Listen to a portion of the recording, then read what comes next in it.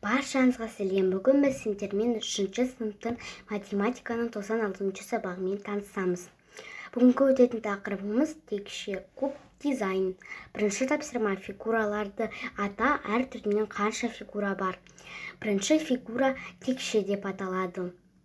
Екінші фигура шар деп аталады. Үшінші фигура текше, төртінші фигура шар деп аталады. Жазып болсақ, текшенің не екенін біліп алайық. Текше барлық жақтары шаршы болып келетін көлемді фигура. Шаршылардың қабырғалары текшенің қыры, ал олардың төбесі текшенің төбесі деп аталады.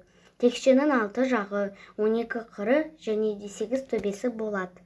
Екінші тапсырма: текше туралы біліміңді пайдалана отырып, түтіктер мен ермексаздан текшенің моделін жаса. Текше моделін дайындау алгоритмін құр. Екінші тапсырманы осылай орындайсыңдар. Үшінші тапсырма: есептерді шығар. Асы: дизайнер түсті қағаздан 6 дана көк, 4 дана қызыл қорап жасады. Бір қорапқа 36 см квадрат қағаз жұмсалған болса, барлық қорапқа қанша қағаз қажет болды? Шешуі: жақшаның ішінде 6 қосылған 4, жақша жабылады, көбейтілген 36 тең 360.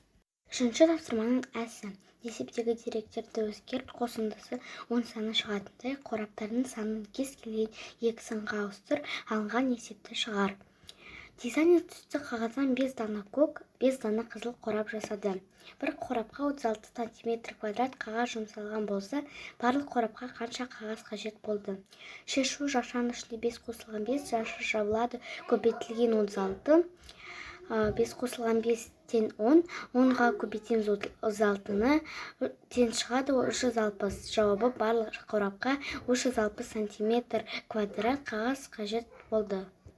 Төртінші тапсырма: үлгі бойынша текшенің жазбасын қалай әзірлеуге болатынын ойластыр. Нұсқалардың бірін таңда, текшенің жазбасын досымен бірге жаса. Шаршының қабырғалары 4 см болсын. Яғни сендер өздерің қағаздан текшенің жазбасын жасау керексіңдер.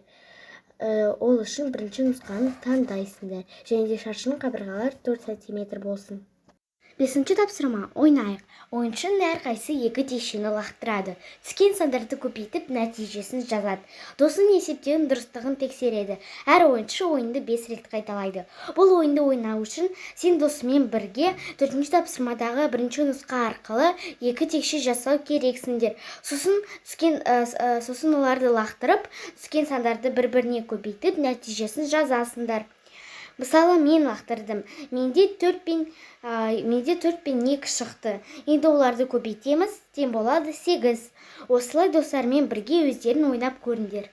6-шы тапсырма: бүлінгіші белгісіз теңдеулерді көшіріп жазып, оларды шеш. Бірінші теңдеу: 5 көбейтілген с тең 250. Бұл жерде сын табу керек. Сыны табу үшін 250-ден бөлеміз 5-ті, с тең 50. Енді тексереміз. 5 көбейтілген 50 тең 250. 250 тең 250. Екінші теңдеу: y көбейтілген 6 тең 240. Бұл жерде y-ті табу керек. Y-ті табу үшін 240-тан бөлеміз 6-ны. Y тең 40.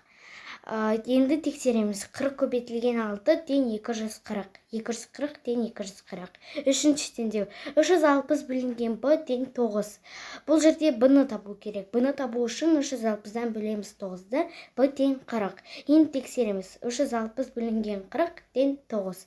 9 тең 9. Төртінші теңдеу: x бөлінген 40 тең 6. Бұл жерде x-ті табу керек. X-ті табу үшін 40-қа көбейтеміз 6-ны, x тең 240. Тексереміз. 240 бөлінген 40 тең 6. 6 тең 6.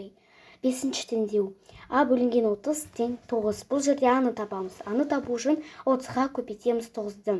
a тең 270. Тексереміз. 270 бөлінген 30 тең 9. 9 тең 9. Алтыншы өрнек. Алтыншы теңдеу: 4 көбейтілген a тең 360. Бұл жерде a-ны табамыз. a-ны табу үшін 360-ға бөлеміз 4-ті, a тең 90. Тексереміз. 4 көбейтілген 90 тең 360. 360 тең 360. Жетінші тапсырма: ойын текшесінің қарама-қарсы қабырғаларындағы нүктелердің қосындысын тап, заңдылықты анықта. 1-дің қарама-қарсы саны 6, 2-ның қарама-қарсы саны 5, 3-тің қарама-қарсы саны 4. Себебі 1-ге 6-ны қосақ 7, 2-ні 5-ке қосақ 7, 3-ке 4-ті қосақ 7. Қорытынды ойын текшесінің қарама-қарсы қабырғаларындағы нүктелердің қосындысы 7 болады. Сабақ аяқталды, сау болыңыздар.